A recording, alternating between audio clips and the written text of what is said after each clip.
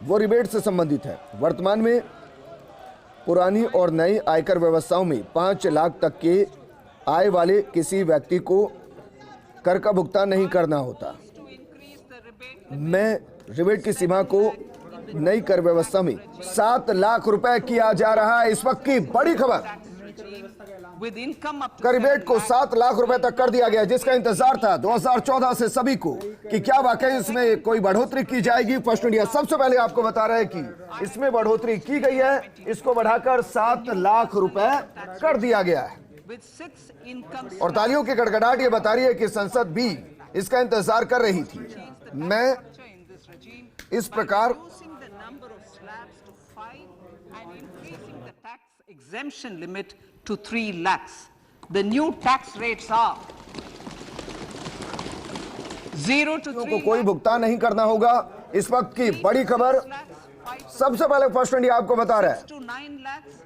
जो इंतजार था वो इंतजार पूरा होते हुआ दूसरा जो बड़ा फैसला है वो मध्यम आय वर्ग के लिए है। हमने 6 स्लैब में आयकर व्यवस्था को शुरू किया था। An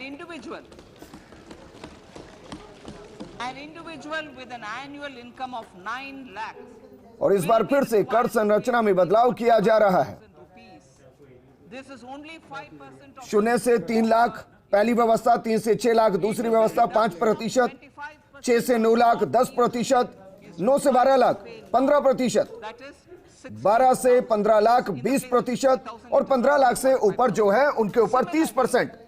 ये नए 6 स्लैब वित्त मंत्री निर्मला सीतारमण ने शुरू किए हैं। 2.5 लाख से बढ़ाकर 3 लाख, 0 से 3 लाख वो स्लैब जिसमें कोई टैक्स नहीं देना होगा।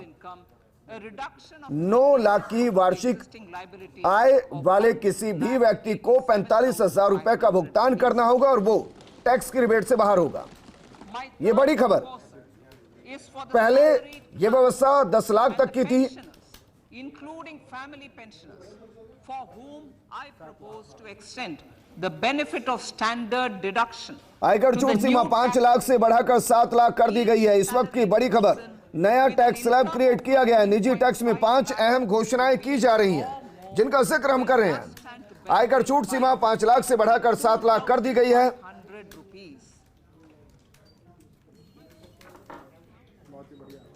नए टैक्स स्लैब का बजट में ऐलान किया गया है और जिसका इंतजार था। हालांकि जिस रिबेट को 2.5 लाख से बढ़ाकर जिस टैक्स छूट को माना जा रहा था कि 4 या 5 लाख होगी, वो 3 लाख तक की गई है।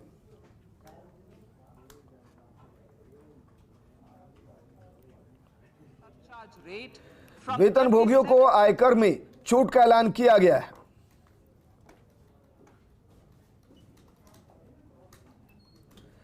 और जिनकी आय सरकारी कर्मचारियों की 12 लाख से 15 लाख है, वो सीधा एक मुश्त राशि जमा करके छूट ले सकते हैं।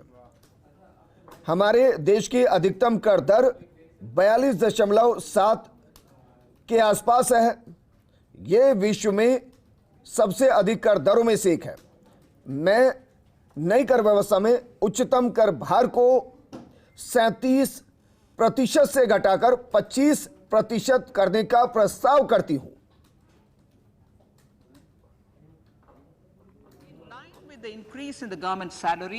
और इसके परिणाम स्वरूप अधिकतम कर दर घटकर अब 39% हो गई है। अंततः गैर सरकारी वेतन भोगियों की सेवा में अवकाश के नकदीकरण में 3 लाख तक की छूट अंतिम वर्ष 2002 में नियत की गई थी, जब सरकार में अधिकतम वेतन 30,000 रुपये प्रति माह था। सरकारी वेतन वृद्धि के अनुरूप मैं इस सीमा को बढ़ाकर 25 लाख रुपए करने का प्रस्ताव करती हूं।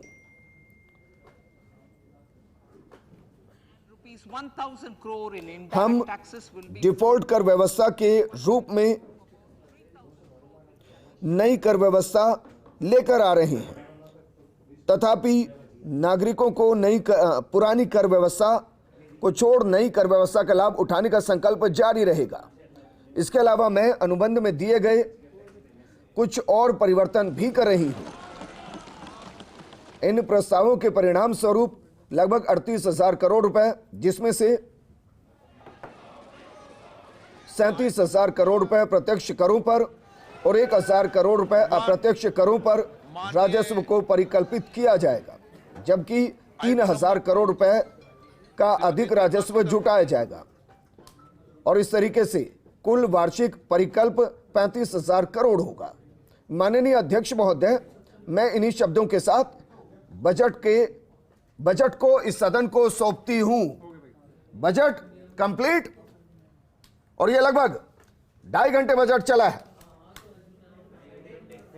वित्त मंत्री, माफ कीजिएगा, 1.5 घंटे के आसपास ये बजट चला है। वित्त मंत्री निर्मला सीतारमण ने बजट पेश कर दिया है। बड़ी घोषणाएं की गई हैं और बड़ी घोषणाएं नए टैक्स स्लैब में 12 से 15 लाख पर हार्ड कॉपी के रूप में उपलब्ध कराई गई है। आप बजट भाषण की अपनी अपनी प्रति प्रकाशन पलक से ले लें। आपको यह भी सूचित किया जाता है कि माननीय मंत्री द्वारा बजट प्रस्तुत किए जाने के पश्चात उसकी प्रतियां आपको मेंबर्स पोर्टल के माध्यम से उपलब्ध करा दी जाएगी। आइटम नंबर 3, माननीय मंत्री जी, वित्त मंत्री जी। Sir, with your permission, I rise to move for leave to introduce the Finance Bill 2023. प्रश्न ये कि विधेयक को पुनर्स्थापित करने की अनुमति प्रदान की जाए। जो सदस्य इसके पक्ष में हाँ कहें, जो सदस्य विरोध में ना कहें। मेरे विचार में निर्णय हाँ वालों के पक्ष में, हाँ वालों के पक्ष में। माननीय मंत्री जी विधेयक को पुनर्स्थापित करें। Sir, I introduce the bill. सभा की कार्रवाई कल गुरुवार दिनांक 2 फरवरी 2023 को प्राप्त 11 बजे तक के लिए स्थगित की जाती है।